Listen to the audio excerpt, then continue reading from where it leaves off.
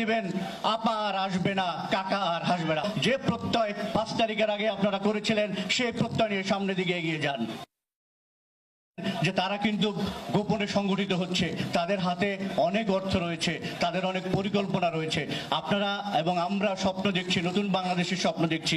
একই সাথে তারা যেভাবে পতাকা খামচে ধরেছিল, এখন এই জাতিকে খামচে ধরার জন্য নতুন নতুন ষড়যন্ত্র করছে। এই মুহূর্তে দল মত থেকে শুরু করে সকলের প্রয়োজন ঐক্য। আপনাদের মধ্যে শুধুমাত্র সামনের আলোই শুধু দেখবেন না, আপনাদের ঐক্যবদ্ধ থাকতে হবে।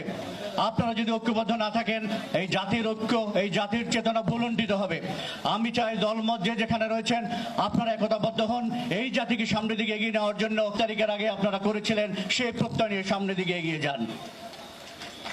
আপনারা জানেন না, আর্টিফিশিয়াল ইন্টেলিজেন্স দিয়ে আজকে বিএনপির সাথে জামাতের সাথে বিএনপির, এনসিপির সাথে বিএনপির এবং বিভিন্ন দলের মধ্যে বিভিন্ন ধরনের কন্টেন্ট তৈরি করা হচ্ছে।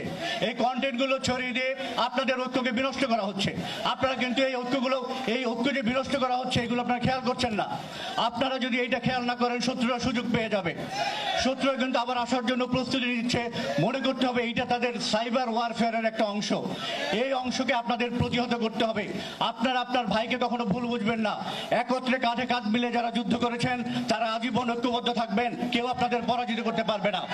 আপনারা যদি ঐক্যবদ্ধ না থাকেন, আপনাদের কেউ রক্ষা করতে পারবে না। আপনাদের সাথে সাথে প্রশাসনে আমরা যারা রয়েছি, আমরাও কিন্তু আপনাদের মতো একই পরিণতি বরণ করতে হবে। আপনাদের আবার পরিণতি যদি আপনারা সঠিক চান, দেশকে যদি স্বাধীন সার্বভৌম বাংলাদেশ হিসেবে প্রতিষ্ঠা করতে চান, যদি বহিঃশত্রু আক্রমণ থেকে মুক্ত করতে চান, অতএব আপনাকে ঐক্যবদ্ধ হতে হবে।